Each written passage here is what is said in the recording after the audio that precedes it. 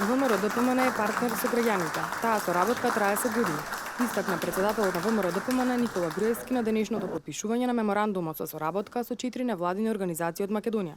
Врз основа на меморандумот, соработката во наредниот период ќе биде преодлабочена со Сојузот на земјоделци на Македонија, Сдруженијето за културно обединување на бошњаците од Македонија АВАС, Коалицијата на египјаните и Сдруженијето за духовно обединување на сетинци, попадинци и крушоарди од Лерин, Македонија. Груевски порача дека на овој начин ја официализираат соработката со 4 различни здруженија и од резултат на пронаоѓање заеднички точки за комуникација и идна соработка.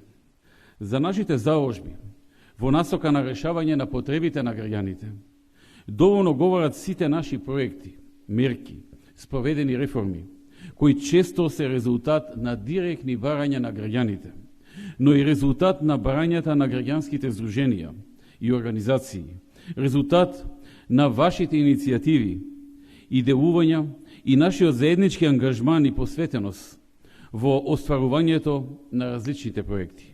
Груевски додаде дека како политичка опција забележуваат постојан напредок што се должи на стратешката одпределба да работат за подобар живот на граѓаните, а нивните политики представуваат одговор за потребите на земјоделците, работниците, на младите луѓе, на различните етникуми за заштита на нивните интереси. Председателот на Сојузот на земјоделци Велјо Тантаров истакна дека во изминатите 10 години многу е направено за развојот на македонското земјоделство и село.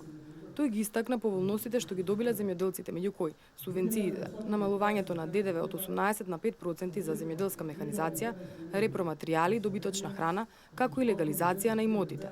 Хиро Јовановски од Сдруженијето за духовно обединување на сетинци, попадинци, крушоарди од Лерин во Македонија рече дека е време земјата да излезе од двегодишната наметната политичка криза. Зеки Рамчиловиќ пак од Сдруженијето за културно обединување на бошњаците од Македонија АВАС рече дека е многу направено и за бошњачката заедница во земјава, но сепак има уште што да се направи. Анализите на процесите врзани за бошњаците во Република Македонија во различни периоди од независноста до денес беа основа за почеток на преговорите. Разговаравме за многу теми што обострано не засегаат, при што дојдовме до заклучок дека работите одат во правилна насока. Демир Далип од Коалицијата на египјани истакна дека во изминатите години египјаните во Македонија го решија својот најгорлив проблем со стамбеното прашање во сите места каде што се градеа станови за социјално загрозени семејства.